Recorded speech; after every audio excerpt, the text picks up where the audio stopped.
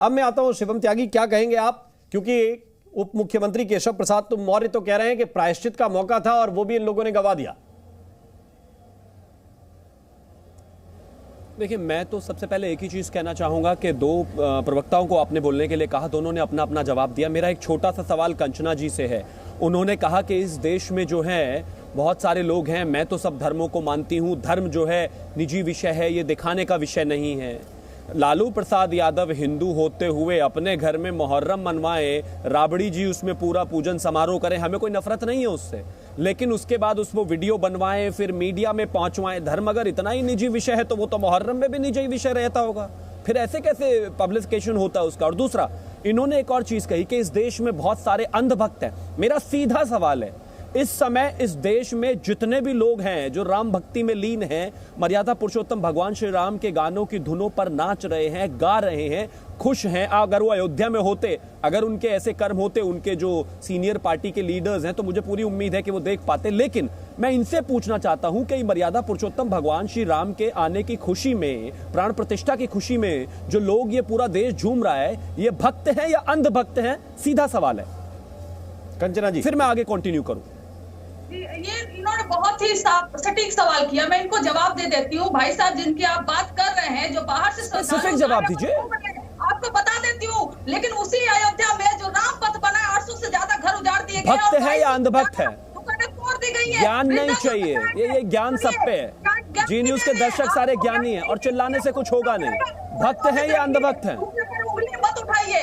भक्त है या अंधभक्त है? चिल्लाना नहीं है। भक्त है या अंधभक्त है? राम, मेरा आपसे निवेदन है, आप ही पूछ लीजिए एक बार, आपका नाम भी राम है, आप ही पूछ लीजिए, वरना चिल्लाएंगे। इनके पास और कुछ नहीं है बोलने के लिए, समय व्यर्थ करने का कोई लाभ नहीं है। भक्त है या अंधभक्त है? जो अब पूरा देश जो श्री राम की भक्ति में लीन है, वो भक्त है या अंधभक्त है? भक्त है या अंधभक्त है? ज्ञान नहीं चाहिए, भक्त है या अंधभक्त है? ये देखिए, इधर उधर झूमने वाले लोग, मुहर्रम मनाने वाले लोग और मर्यादा पुरुषोत्तम भगवान श्री राम की प्राण प्रतिष्ठा पर इतना ज्ञान दे, अच्छा नहीं लगता। ठीक, चुप रहिए, बस आपसे इतना ही पूछना था। शुक्रिया। कंचना यादव जी को एक मौका दीजिए, पूरी करनी। मैं आपके पास आ रहा हूं और आपकी बारी का मैं पूरा समय दूंगा, लेकिन कंचना यादव जी, नीतीश कुमार ने और लालू प्रसाद यादव ने कितने हाईवे बनाए बिहार में? थोड़े बहुत बनाए, और उसमें कितने किसानों की जमीन गई? मैं पूछ रहा हूं, मैं पूछ रहा हूं कंचना यादव, मैं पूछ रहा हूं कितने हाईवे बनाए और उसमें कितने किसानों की जमीन गई? अधिग्रहण हुआ कि नहीं हुआ? अरे कुछ तो बताइए कंचना यादव। ढकने का कल्चर, G20 होगा, गरीबों का। अरे कंचना यादव जी बताइए तो जरा, किसानों की जमीन का अधिग्रहण किया कि नहीं किया जब हाईवे बनता है कहीं पे? तो कंचना यादव, उत्तर देने का भी थोड़ा सा ध्यान रखिए। बाकी मेहमानों के पास भी मुझे जाना है।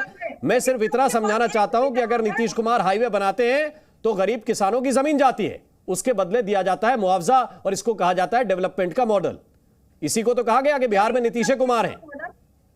यही डेवलपमेंट का, हाँ, यही डेवलपमेंट का मॉडल होता है। किसी जगह पर अगर किसी बड़े मंदिर का निर्माण होता है, आसपास की जमीन को अधिग्रहित किया जाता है, उन भाइयों को उसके बदले में कई गुना मुआवजा दिया जाता है, और यह प्रक्रिया है।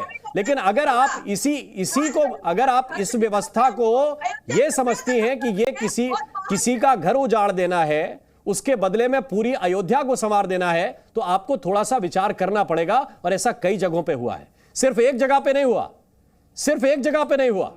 जहां डेवलपमेंट होता है वहां पर इस तरह के कार्यक्रम होते हैं और चलाए जाते हैं, हर सरकार करती है। बिहार में नीतीश कुमार ने भी किया होगा, कई किसानों की जमीन लेके हाईवे बनाए होंगे। लालू प्रसाद यादव ने किया होगा, उन्होंने भी यही किया होगा। ऐसा नहीं है कहिए किसी किसान के पास 2 बीघा जमीन थी, उसकी जमीन ले ली, क्या होगा साहब उसका? भाई उसके बदले मुआवजा या दूसरी जगह जमीन मिली होगी। अब मैं आता हूं दूसरे विषय पे। ये शिवम त्यागी, जिस बात को आप कह रहे थे, मैं फिर से उसके पास आना चाहता हूं। ये अंधभक्त और भक्त की कैटेगरी, इस पे डिबेट लंबी चलेगी, लेकिन क्या जो केशव प्रसाद मौर्य कह रहे थे कि ये प्रायश्चित का मौका था और इसे गंवा दिया? पहली बात, सबसे पहले तो और ये तस्वीर भी हम दर्शकों को दिखा दें। सुपरस्टार रजनीकांत इस वक्त पहुंचे हैं, उनकी तस्वीर एयरपोर्ट से ठीक बाहर से मिल रही है। शिवम कंटिन्यू कीजिए। Thank you. सबसे पहले मैं एक चीज कहना चाहता हूं कि कौन अंधभक्त है भक्त है, इस पर लंबी डिबेट बिल्कुल नहीं चलेगी। मैंने आरजेडी की प्रवक्ता से स्पेसिफिकली इसीलिए पूछा था क्योंकि उन्होंने कहा कि इस देश में अंधभक्त है। मैंने उनसे पूछा कि श्री राम के प्राण प्रतिष्ठा में कौन भक्त है कौन अंधभक्त है, क्योंकि वो सबको अंधभक्त मानते हैं। ये इंडी अलायंस वाले, ये सारी जो पार्टियां हैं, चाहे वो कांग्रेस हो, चाहे वो आरजेडी हो, चाहे वो जेडीयू हो, चाहे वो समाजवादी पार्टी हो, चाहे वो तमाम लोग जो नहीं आना चाहते, वो सब इसी चीज को देखने के लिए बिल्कुल अपने नेत्र नहीं रखते हैं, इस चीज को देख नहीं पा रहे हैं और वो सबको अंधभक्त कहते हैं। खैर, मेरी उनको शुभकामनाएं।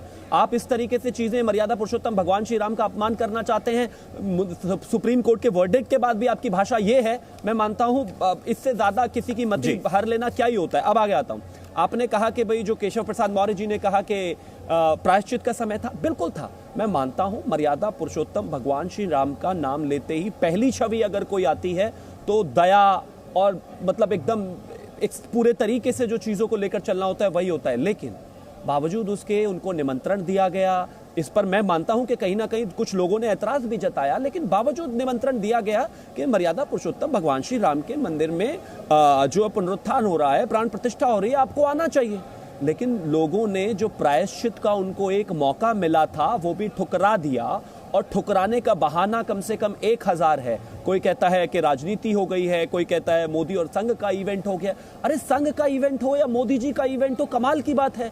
यहां पर ये किसी का इवेंट नहीं है, कोई सरकारी इवेंट नहीं है। यहां पर मर्यादा पुरुषोत्तम भगवान श्री राम की प्राण प्रतिष्ठा है, जो 500 सालों से जिसका ये देश पूरा इंतजार कर रहा था। आप नहीं आ रहे हैं। शिवम, एक बड़ी खबर इस वक्त मिल रही है, मैं आपको थोड़ी देर के लिए रोकना चाहता हूं। मैं श्रीराज नायर आपके पास आना चाहता हूं इस सवाल के साथ कि ये प्रक्रिया जो इस वक्त चल रही है विपक्ष की कुछ पार्टियों के द्वारा, सबके द्वारा नहीं, कुछ पार्टियों के द्वारा जो चल रहा है, क्या आपको लगता है कि ये उन्हीं के लिए और नुकसानदायक होगा?